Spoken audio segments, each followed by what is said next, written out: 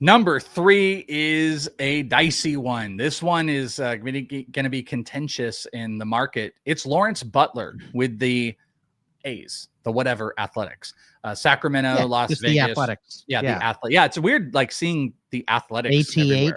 Yeah, like if you even go to like MLB's like rosters, and you'll be like San Francisco, and it's just Athletics. That's all that it ends up saying. But Lawrence Butler, no doubt, phenomenal season with some phenomenal underlying stuff this past year. He comes in at a cost of 74. So this is a little bit lower than Michael King, just right inside that top 75. He had 22 homers, 18 stolen bases with a 262 batting average this past season. As you can see, above average, kind of the across the board on quality of contact. So great barrel, great hard hit percentage. Expected slug was high. He has a bit of a whiff problem. It's below average, but he did lower his K percentage from 27 down to 23% this past year. Well, again, just kind of improving across the board. A really big positive is his expected batting average serves his batting average. It's like 0.01 away. So it's like a 260 expected batting average, which is really, really great. Big half differences between this guy.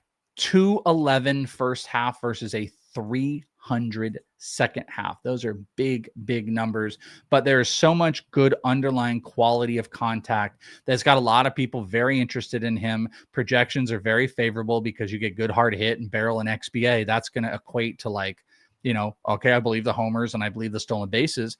Easy 2020 guy. Frankly, if you believe this version of Lawrence Butler moves on, exponentially better buy than Jackson Merrill in my mind. Like now, Jackson Merrill's batting average, if he hits 300 and he's 25-20 versus Butler who hits 260 and he's 25-20. Okay.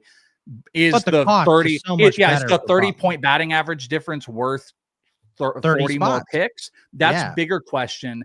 But if Merrill fails a bit and Butler meets expectations, and it's not a question, but there's also on the table that Lawrence Butler could fail. So buy or sell Lawrence Butler, top 75 cost. Do you buy the breakout? Do you buy the cost? How does your math work out here? I'm a lukewarm buy. And, I went back and looked, and Jeff Zimmerman does the Mining the News stuff. And he cited an article about Lawrence Butler where he changed his swing mechanics on June 29th.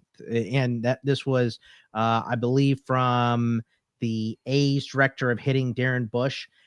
He helped make several mechanical tweaks for Butler, and that's where we saw things take off. So I'm a buy on him in this, type of production. I don't think it's going to be as crazy as it was in the second half. He'll probably get adjusted back on as well. 300 in the second half, 211 in the first half, as you talked about, 9 homers in the first half to 13 in the second half. And I know 3 of those homers he hit in the first half were the last day before the All-Star break. So those are almost on the other side. So there's a clear delineation of where he made these changes. But the point is, he made the changes and he went crazy with them, and he's moving to a better ballpark this year and probably a little bit better of a lineup, even though it's still not a great lineup. So I'm a lukewarm buy. The only reason I'm lukewarm is because I don't particularly love the cost. He's going right behind some bangers, right? Like, there's no way I'd take any of these guys behind Lawrence Butler, Merrill, Harris, Cruz, Wood, Langford, Teoscar. All those guys in front of them.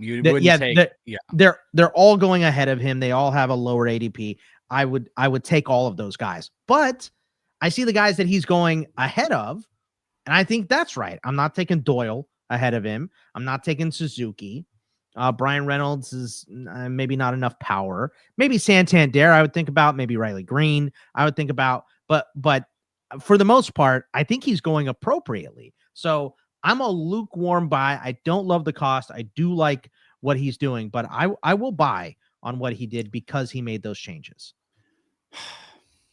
I had sell. Come on. I'm gonna switch to buy. Go. Okay, because here's the problem. Here's my worry. Let's start there. My worry is I think it's great that you can also pinpoint the swing change. Like that's huge, and you see big results. But would want to point out that 3 of the first 4 months, let's not even count March, 2 of the first 3 months of playing, the guy hit under 200. 3 of those 3 months, he hit 200 or lower. 200 in April, 138 in May, 179 in June. But then you've got this swing change, which equates to 363 in July, 266 in August, and 280 in September. So that August, September kind of maintains like, all right, this looks like this is around like a 260, 270 hitter. But that stands out in my mind that there are still some whiff issues. There's some chase issues. He's going to get pitched most likely differently, as all these guys are. Like, what did he dominate this past year? He hit fastballs really well. He actually hit breaking pitches really well. Did he overperform? I think that's going to be kind of a question on some of these. He overperformed against sinkers for sure, and but he underperformed across a couple of the others. Here's why I'm switching on this. Because the profile itself is ridiculous and the cost isn't quite there. If he's a 250 hitter, you're going to go into a ballpark that's going to be not exponentially better, but dimensionally, there are a few places that do work a bit better with that swing change. He's going to run a bunch. I guess my ultimate problem with him is, like, how good is this team going to be? Are there going to be a lot of, he had a ton of homers with nobody in scoring position. 13 of his homers were no one in scoring position. And that might be a lot of what all the homers are kind of in general. But, where was I? What did I want to share with you? The home and away. He hit 257 at home with only 7 homers, 15 homers on the road while hitting 268. Now you're going to give him a better home environment with that swing change.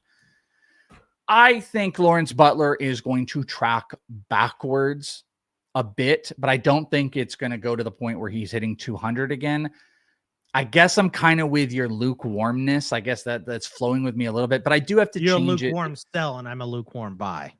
Because it's like the low side of him feels like it's going to be like 20 homers, 20 stolen bases, and maybe it's with a 230 or 2. Maybe it's like Spencer Steer.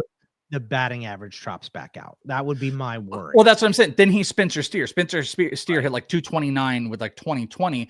This guy's big hard hit numbers, big barrel percentages, and pure raw power, 91.1 average exit velocity. Like, you're going to get away with some stuff. But you got to continue barreling. If there was a low barrel rate in there, I'd be probably a little bit more worried, but he's going to get to quality of contact. I do think I'm going to tell you right now, I think the batting average is going to regress, but the cost of what you're going to get in return is a buy. So I think in general, top 75 is the buy. The reason I was also going to sell is I don't think I'm have a lot of shares of him. I think people are reaching more and more, and I'm just not sure. Like, I want Brent Rooker maybe more than I want Lawrence Butler. And that might be the problem. And you had mentioned guys behind him that were going just behind was like, is this? Oh, no, I'm looking at Jackson Merrill. Sorry. Luis Robert. I kind of buy into Luis Robert. I like Reynolds. I like Suzuki. I don't like Brenton Doyle. I firmly like Butler over Doyle, but I will go buy on Lawrence Butler, even though I did have a sell. You will go buy.